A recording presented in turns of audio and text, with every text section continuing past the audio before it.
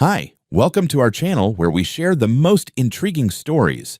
What if your quiet life on a peaceful hill turned into a full-blown war with drones, fake fines, and viral revenge, all because you weren't in the local HOA? This is the outrageous true story of how one man took on a suburban tyrant and turned the internet into his courtroom. There's a kind of silence you only find on a hill at 7 in the morning. Not the absence of sound, but the right kind of sound. Distant wind, bird song, the groan of old wood under my feet as I step out onto the porch with a mug of black coffee in hand. The city lies below, still stretching its limbs. From here, it looks like a snow globe someone forgot to shake. Still, orderly, harmless. My name is Daniel Cole. I'm 46 years old, work remotely as a systems analyst, and live in a 2-story house my father built with his own hands back in the 70s. The place is old, sure, it creaks when it shouldn't and leaks when it rains. But it's mine. Solid. Real. It sits right outside the boundary of a modern development called High Pines, a neatly trimmed jungle of beige vinyl siding and recycled smiles. A manufactured community with manufactured rules. I've got nothing to do with it. Never did. According to every official document, my land predates their first blueprint by decades, and yet somehow, that doesn't seem to stop them from trying to absorb me like a rogue cell. Life here, until recently, had a rhythm to it. Simple, satisfying. I'd start my mornings tending the garden or tinkering in the garage. I'd mend a broken fence post, replace a screen door, maybe throw something together in the slow cooker, if I remembered. Some days, I'd take the dog, Barney, my mutt with an attitude, for a walk down the gravel path behind the house. Other days, I'd sit on the porch and just let the world breathe around me. I like the quiet. I like being left alone. I pay my taxes, keep my lawn cut, don't throw wild parties, or let my trash can linger on the curb too long. In fact, the only thing that might seem unusual to anyone is how rarely I leave. Working from home has turned me into something of a ghost around here, at least in the eyes of neighbors who expect to see headlights and commutes and carpool rituals. And that, apparently, was enough to start a storm I never asked for. Because in a place like High Pines, being quiet isn't just suspicious, it's practically criminal. Little did I know, sipping that coffee with my feet up and the sky wide open, that I was about to become the main character in a suburban soap opera I didn't audition for. It started with a glance. One of those long, squinting, suspicious looks from across the street, the kind you usually reserve for someone sneaking around your backyard with a crowbar at 3 a.m. Except in this case, it was 2 p.m. I was in broad daylight, wearing cargo shorts and planting tomatoes. At first, I didn't think much of it. Karen Wheeler had always had the vibe of someone who organizes her canned goods by color and probably refers to her SUV as the Escalade. She was the president of the High Pines HOA, a title she wore like a sheriff's badge, always walking with purpose, clipboard or tablet in hand, ready to enforce Rule 6.2b regarding mailbox heights. But then, something changed. I started noticing her more often, lingering on the sidewalk just a little longer than necessary, making subtle circles past my property in the morning and again at dusk. She always acted casual, pretending to check her phone or admire a flower bed, but her eyes would flick up to my house every few seconds like she was waiting for something to happen. Then came the whispers. One afternoon, my neighbor Jim caught me as I was carrying groceries in. "You all right, Dan?" he asked, half sheepish, half concerned. "Yeah, why?" "Well," he rubbed the back of his neck. "Karen's been going around asking folks about you. Said she's trying to verify occupancy consistency or something." "Excuse me." I blinked. "She asked me straight up if you were squatting in your own house. Said you're unusually stationary for a working-age male." I couldn't help it. I laughed. Loudly. "Unusually stationary? What the hell am I, a shrub?" Jim didn't laugh back. "She's serious, man. Talking about how your name isn't in the HOA registry and that you refuse to integrate with community standards. She said she's compiling a file about me, for living, quietly." The next day, I saw her speaking to 2 teenagers on the sidewalk. One of them pointed at my house. Karen nodded, typed something into her tablet, and took a photo. A photo. Of my house. No warning, no interaction. Just some impromptu reconnaissance mission like I was running a cartel operation out of my garage. Then it got weirder. I was on the back porch sanding an old cabinet when I noticed movement out front. When I peeked around the corner, I caught Karen standing just off the curb with what looked like a small measuring wheel. You know, the kind used for crime scene mapping or laying down football fields. She was measuring the distance between my driveway and her sidewalk. When I opened the gate and walked toward her, she turned abruptly and speed walked away like a kid caught stealing cookies. The cherry on top came that Sunday. Apparently, during the HOA's monthly meeting, Karen put together a PowerPoint presentation titled The Unknown Occupant. Jim showed me a photo he snapped of the screen. Slide 3 had a grainy zoomed-in image of me pruning my hedge, captioned, "Spotted 5-6 times per day. No HOA affiliation. No integration. Pattern: high risk of non-compliance." She had outlined my suspicious routine, including 9 a.m. porch coffee ritual, afternoon yard maintenance, excessive, evening 0 vehicle movement. Karen's closing argument: if he's living here full-time, why hasn't he signed HOA documents? Either he's renting illegally or we're looking at a direct violation of jurisdictional unity.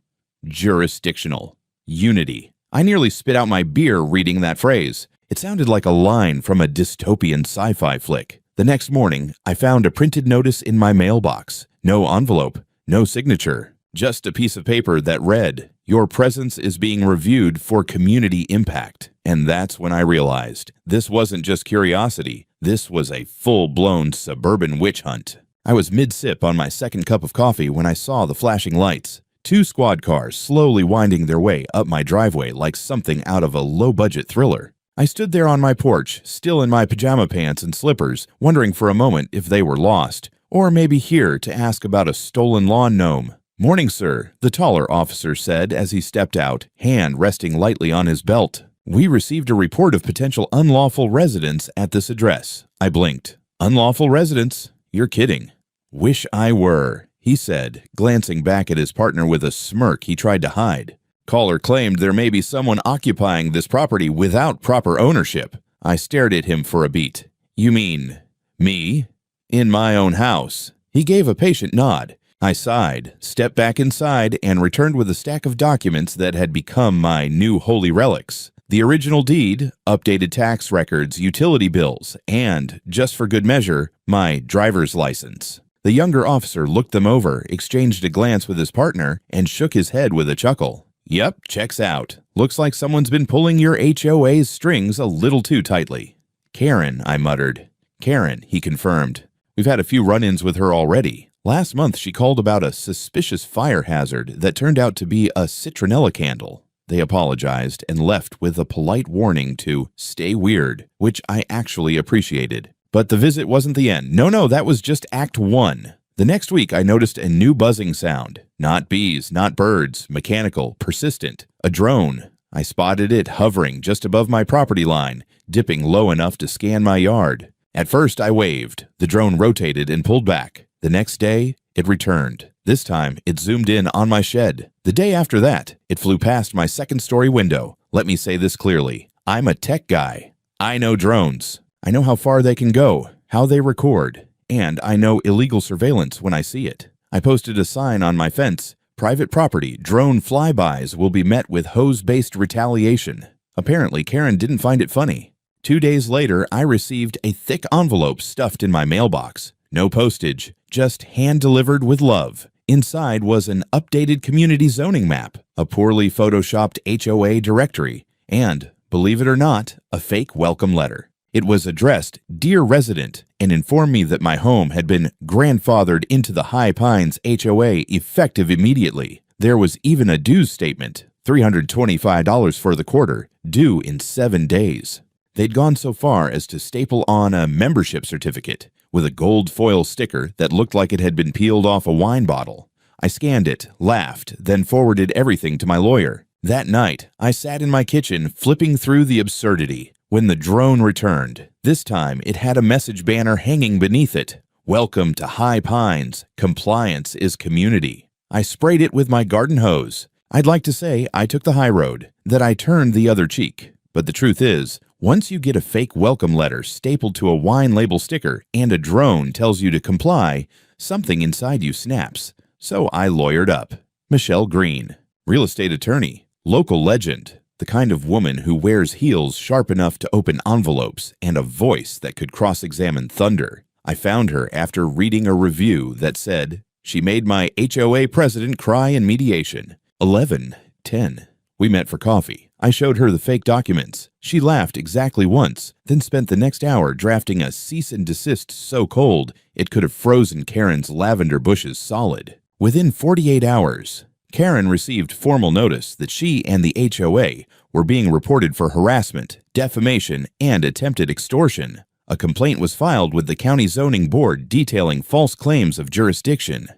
And most satisfyingly, a petition was submitted to legally register my property as HOA exempt, with the county clerk attaching a personal note. "For God's sake, leave this man alone." Karen, of course, did not take it well. The very next day, she plastered the neighborhood with flyers, actual flyers, printed in color, laminated, titled, "Community Watch Alert Illegal Occupant. Warning, house on hill, does not follow HOA rules, may lower property values. Stay vigilant." The flyer had a grainy black and white photo of me walking my dog in a hoodie, like I was the Unabomber. It even included my street address, circled in red. I looked like a suspect from Dateline NBCU. That was the last straw. I made a video. Nothing dramatic, just me, standing in my yard, calmly explaining what had been going on. I held up the fake HOA map, the certificate, the drone footage, even the laminated flyer. I titled the video, "When Your HOA Tries to Annex Your House Like It's 1942, and I uploaded it to YouTube and TikTok. By the next morning, the video had 87,000 views. By lunchtime, over 300,000. By dinner, someone sent me a link to a Reddit thread called Karen versus the Hill Man. I was trending. My mailbox overflowed with gnome figurines and "You got this, Daniel" notes from strangers. But Karen wasn't done. That evening, as if this were all just a game of HOA chicken, she held a special emergency meeting on the community green. A fold-out table, microphone, handouts. I watched from my porch with binoculars, sipping a beer and eating popcorn.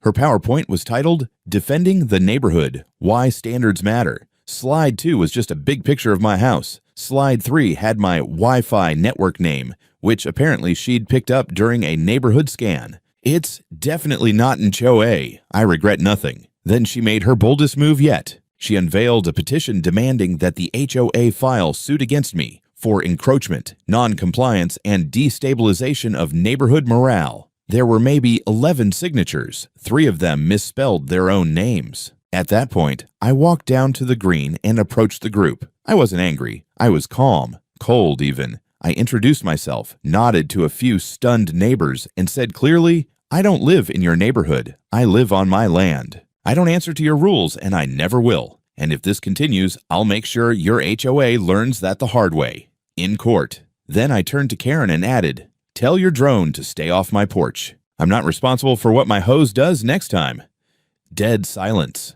One person clapped. I think it was Jim. I figured after the showdown on the community green, things might cool off. Maybe Karen would realize she'd picked the wrong battle. Maybe she'd take up gardening or candle making or witchcraft, anything but HOA warfare. But no, she escalated. First came the bribe. One morning I found a white envelope slid under my garage door. No stamp, no name, just a neat little note inside. "We believe in harmonious community living. Let's resolve this with understanding and mutual benefit. Enclosed, $500 goodwill gesture in exchange for compliance." Tucked inside, 5 crisp $100 bills. It was such a bizarre mix of creepy and corporate, I actually laughed out loud. I pinned the note on my fridge under a magnet that says, "Crime, but make it polite." Naturally, I made a copy, emailed it to Michelle, and returned the original to Karen's mailbox with my own note. "Thanks for the lunch money. Still not joining your cult." The next day, an inspector knocked on my door. He was wearing khakis and a polo shirt embroidered with Neighborhood Integrity Council, which sounded made up even before he opened his mouth. "Good afternoon, sir. We've had some reports of code violations on your property. Overgrown hedges, unsecured trash bins, non-standard paint tones." I stared at him. "Do you work for the county?" "No, sir. I'm with the HOA Adjacent Oversight Initiative." I blinked. "That's not a thing." He tried to hand me a clipboard. I handed it right back. Then I pulled out my phone and began recording. "This is private property," I said. "Leave, or I'll call the sheriff and ask them if oversight initiative is code for trespassing." He turned and speed walked away like his cargo shorts were on fire, but the kicker came 2 days later. A bright yellow envelope taped to my front door, big red letters. "Final warning, code infraction penalty." Inside, a ticket. No, really.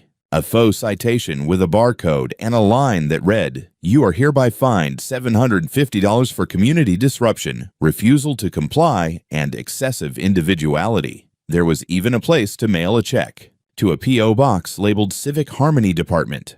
That was new. I posted a photo of the ticket on my channel with the caption, "Apparently being myself now comes with a cover charge." The internet lost it. I got stitched by a lawyer on TikTok who called it the most creatively illegal attempt at extortion I've ever seen. Local news outlets reached out. A guy from Florida sent me a crocheted throw pillow that read, "Compliance is futile." But Karen wasn't deterred. She doubled down, hiring teenagers to hand-deliver warning leaflets door to door with vague bullet points like, "Beware of non-standard residents. Compliance keeps property values strong. Ask your neighbor, do they reflect the HOA spirit?" One even ended with, "Do you know who lives next to you?" Like a Cold War PSA. So I printed my own flyers. Black and white, plain font. "Hi, I'm Daniel. I own my house. I pay taxes. I compost. I don't want your HOA. Also, I make amazing chili. Wave next time." I signed it with a doodle of a waving gnome. The neighborhood, as it turns out, had more humor than fear. I got thumbs-ups, chili recipe requests, and a bouquet of basil from the sweet old lady 3 doors down. But the HOA? It was spiraling. Karen had turned a simple property boundary into a suburban Cold War. Only instead of missiles, she had drones and fake fines. And I had sarcasm, social media, and a lawyer with teeth. It all led to this. After months of harassment, forged documents, drone warfare, and HOA-sponsored propaganda, the courtroom became our final battlefield. And make no mistake, this was no small claim sideshow. This was a full-blown legal spectacle, complete with press coverage, HOA board members in pressed suits, and Karen Wheeler herself perched like a falcon in designer beige. The judge, Honorable Marla Desmond, was a woman in her 60s with a stare that could crack pavement. She had zero tolerance for nonsense and a deep personal hatred for wasted time. "Let's get to the meat," she said as the proceedings began. No salad. Michelle, my fire-breathing lawyer, started with a calm, cutting presentation of the facts. The drone surveillance, the falsified HOA documents, the fake inspector, the fabricated citation, the attempted bribe, and the repeated defamation. Each piece was introduced with time-stamped photos, video evidence, and a large binder simply titled Wheeler Very Reality. Karen's lawyer, a sweaty man with a comb-over and the charisma of wet drywall, argued that the HOA was merely protecting the community's aesthetic integrity and that Karen had acted out of dedicated civic concern. Michelle rose slowly and said, "Concern is knocking on a door, not launching an aerial spy campaign and mailing extortion letters." Then she dropped the bomb, a recording we'd obtained from a former HOA board member, one of the few with a conscience, who secretly taped a meeting where Karen said, and I quote, "If we can't make him follow the rules, then we'll force him out, legally or not. I want that property under HOA control by the end of the year." The courtroom fell silent. Even Karen's own lawyer blinked at her like she'd just confessed to burning down a church. Karen's face turned the color of bad yogurt. She tried to speak, tried to smile, but the corners of her mouth just twitched helplessly. Her clipboard, previously a symbol of dominion, now shook in her lap like it was embarrassed to be seen with her. The judge leaned forward. "Let me get this straight. You conspired to forcibly bring a private citizen's property under HOA rule, falsified legal documents, harassed him with unauthorized surveillance, and distributed slanderous materials to the public, all without jurisdiction or consent." Karen stood slowly, as if she still believed she had a card to play. "Your Honor, we were simply trying to preserve the integrity of High Pines. He didn't fit our expectations of community cooperation. His behavior, the judge cut in, voice low and deadly. "He mowed his lawn and minded his business. You, Ms. Wheeler, organized an unlawful campaign against a man who was never yours to govern." The gavel didn't slam, it exploded. I find the HOA of High Pines guilty of civil harassment, defamation, abuse of process, and attempted extortion. Mr. Cole is awarded $120,000 in damages, including punitive fines. She turned her steel gray eyes to Karen. Ms. Wheeler, I am referring your actions for criminal investigation. You are hereby barred from serving on any HOA board for life. You will complete 200 hours of community service, and you will personally issue a written public apology to be posted on the official HOA Bulletin website and, yes, Facebook group. You are dismissed. Karen didn't cry, not right away, but her hands trembled. Her jaw clenched. For the first time since the entire ridiculous saga began, she looked small, like a child caught cheating on a test with no way to talk her way out. She gathered her things slowly, as though delaying the walk of shame might somehow reduce its sting. And as she passed me, eyes burning holes through the floor, I simply said, "Should have left the drone out of it." The crowd, yes, there was a crowd, laughed. Even the court reporter smirked. Karen didn't look back. It's funny how quiet the hill feels now. Not just the peaceful kind of quiet I always cherished, but a satisfied quiet.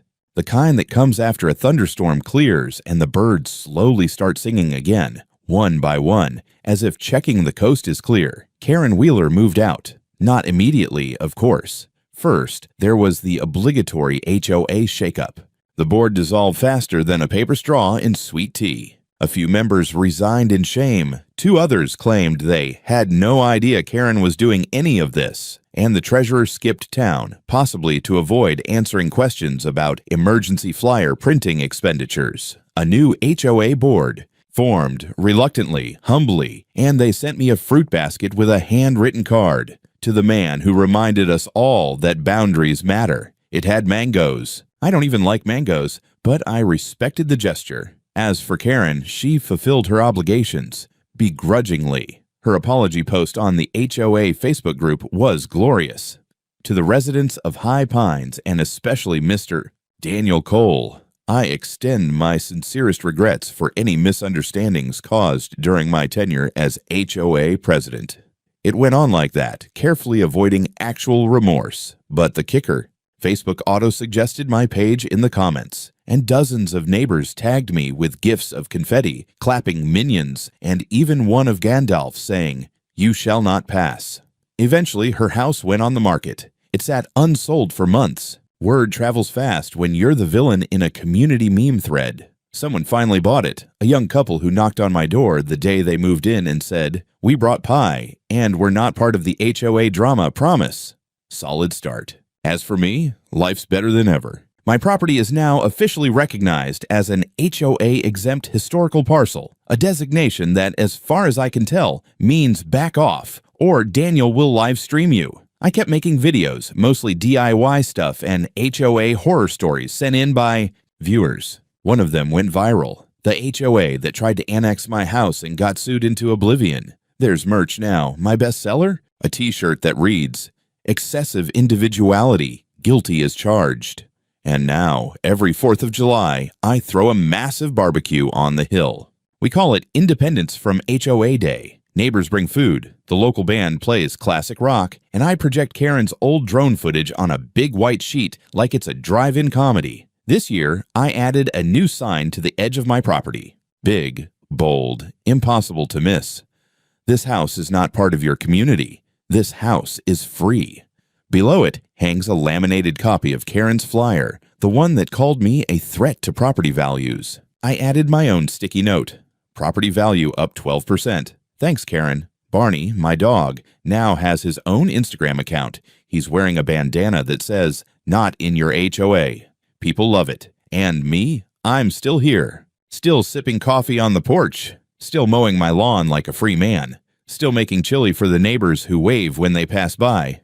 Turns out, victory isn't always about beating the system. Sometimes it's about living well enough to become the punchline and the legend. And on this hill, that's exactly who I am.